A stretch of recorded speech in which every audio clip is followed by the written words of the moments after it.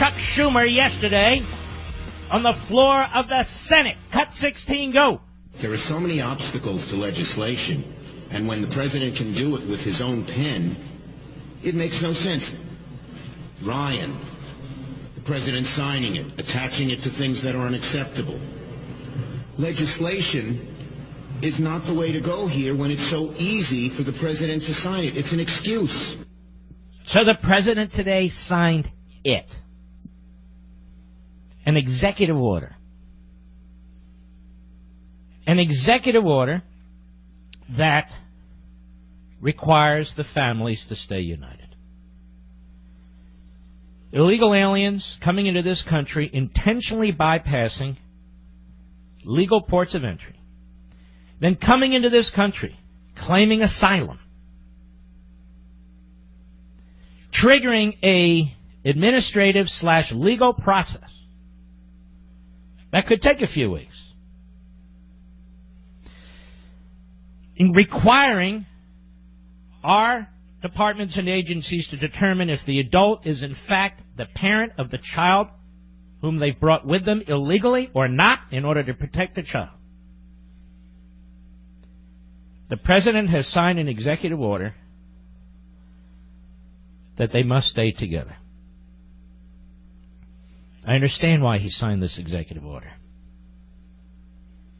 Because of the grotesque demagogues in the media, in the Democrat Party, and in the ethnic front groups who insisted that the president do this. Now, there's two problems. One, I don't believe it's legal. Why?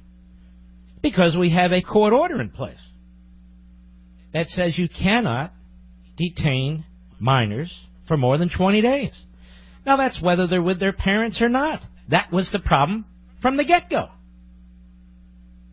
Number two, it's not enough for the left. As I told you last week and earlier this week, what they want is open borders. What they want as a solution is for these families coming here illegally, intentionally bypassing legal ports of entry, to come into the country illegally and disappear in the interior of the country. That's what the Democrats want. They haven't said it yet, but that's what they want.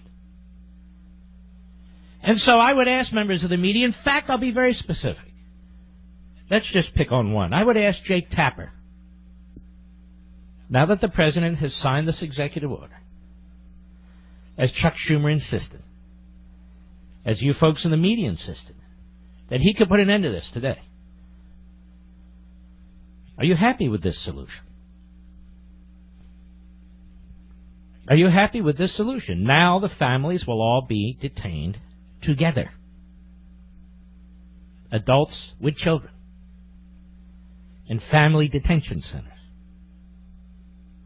The ACLU's not happy. The ACLU put out a statement. President Trump has been brought to his knees because of the lawsuit we filed on February 26th. Of course, that has nothing to do with it, but let's continue. And the ensuing public outcry. Kids should not have been separated from their parents in the first place, and they still don't belong in jail. His alleged solution to a crisis of his own making is many months too late. It is a crisis that should not have happened to begin with. He has caused irreparable damage to thousands of immigrant families. The devil's in the details, they go on.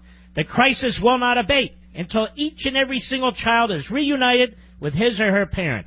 An 11th hour executive order doesn't fix the calamitous harm done to thousands of children and their parents. This executive order would replace one crisis for another. Children don't belong in jail at all, even with their parents, under any set of circumstances. If the president thinks placing families in jail indefinitely is what people have been asking for, he's grossly mistaken. Now, that's what's going to catch on next. Okay, now the families together. But they're in these horrific concentration camps. They're in these Nazi concentration camps. They're in these Japanese internment camps. Families are together. But now we're treating them like it's Guantanamo Bay. How long are they going to be there? What's their treatment like? All of a sudden, send the reporters in. Let's see if they're getting 3 squares. Let's see if they each have a bed and clean sheets, and go on and on and on. And if not, they'll find a judge who says, release them all. Release them all. They'll say it violates the 14th Amendment to the Constitution. What does? Oh, yes, you don't understand. It says people, not citizens. I'm telling you, they're drawing up the law papers as I speak. This is the plot. This is the plan. To eviscerate any notion of a border. And they sit in their conference rooms on the 12th floor of these skyscrapers, air-conditioned, these left-wing lawyers, and they plot and they scam. They forum shop. They twist the law. They kick holes in the Constitution. And this is what they do. President signed an executive order because the media are out of control, the Democrats are out of control, Hollywood's out of control. They're all one and the same. The same hate America mindset. No responsibility to the adults who come into this country illegally rather than through the legitimate ports of entry.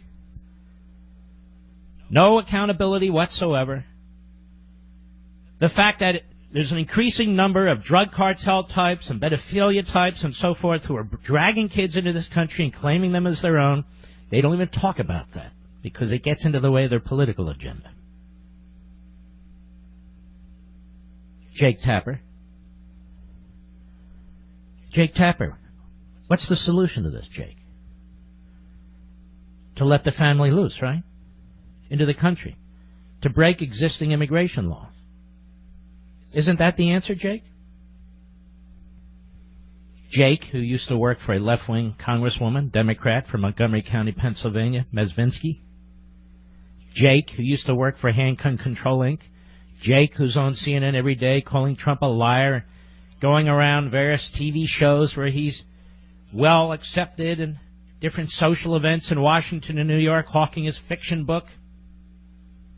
On TV, hawking his fiction news. What's the solution here, Jake?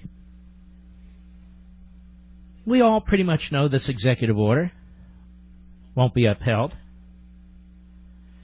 We all pretty much know a left-wing judge, 1 out of 1,000 out there somewhere, will rule that you can't keep these families in these horrific detention centers. They must be released. We all know that'll be the end of enforcement, just as we all know that we have these federal judges that allow cities and states to nullify federal immigration law. They call themselves sanctuary cities, sanctuary states. These little confederacies that are out there, using the same arguments as the Confederacy did way back when. The irony is totally lost on the press because the press has as their goal to advance an ideology. Not the news, not facts. You've seen this repeatedly during the course of this administration. You saw it unbelievably in the last week. At the White House press conference, at the media correspondence dinner, you see it every night on TV. They're agenda-driven. They're ideology-driven. And then they tell you they're there protecting freedom of the press when they're abusing it every step of the way. These are not noble people. These are not nonpartisans. These are not objective people. These are ideologues. And they go in one direction, the left. The president signed an executive order which in the end will be challenged by the likes of the ACLU and these ethnic front groups because it's not enough. They want more. They want open borders. And the Democrat Party is the vessel through which, it's the political entity through which they will get what they want. They will get what they want.